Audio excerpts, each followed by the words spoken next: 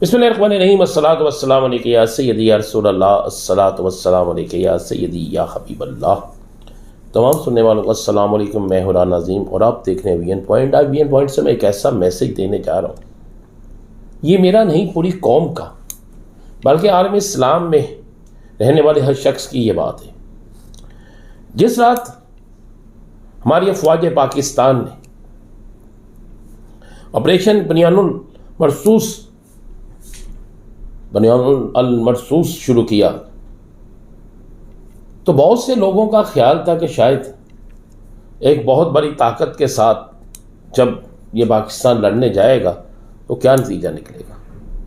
लेकिन अल्लाह की ख़ास रहमत हमारे साथ थी, क्योंकि इस ऑपरेशन का नाम, इस ऑपरेशन का जिक्र जहाँ पर होता है और जहाँ से ये नाम लिया गया, उसके बाद ये नामुमकिन था कि फतह ना मिलती। आज पूरी कौम को अफवाज पाकिस्तान, अपनी एयरफोर्स, अपनी बहरी फोर्स, अपने एक एक फौजी पर फख्र है। 6 और 7 मई की शब जिस तरह दुनिया ने देखा कि पाकिस्तान के एयरफोर्स के जवानों ने 5 त्यारे गिराए, 3 राफेल, 1 सुहो T-30 और 1 मग त्यारा गिराया गया। इसी तरह पाकिस्तान के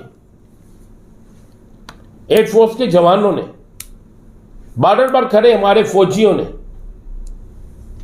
अफवाज पाकिस्तान के सिपह सलार से लेकर एक आम फौजी ने, पाकिस्तान की आवाम ने जिस तरह एक होकर इस जंग को लड़ा और ये बताया कि 100 से ज़्यादा ड्रोन भी हम गिरा सकते हैं, ये बताया कि हम ताकतवर से ताकतवर के साथ लड़ भी सकते हैं, और अल्हम्दुलिल्लाह फतह हासिल की।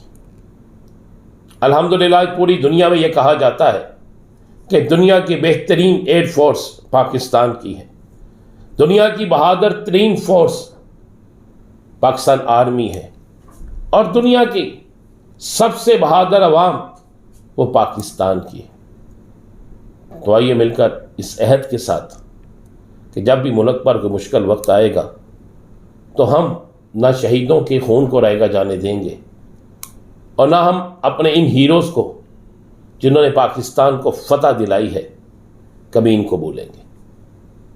आइए मिलकर मेरे साथ ये नारा बुलंद करें कि वतन को हम अजीम से अजीम तर बनाएंगे। जान देना पड़ी, कुर्बानी देना पड़ी, सब कुछ करेंगे, लेकिन वतन को अजीम से अजीम तर बनाएंगे।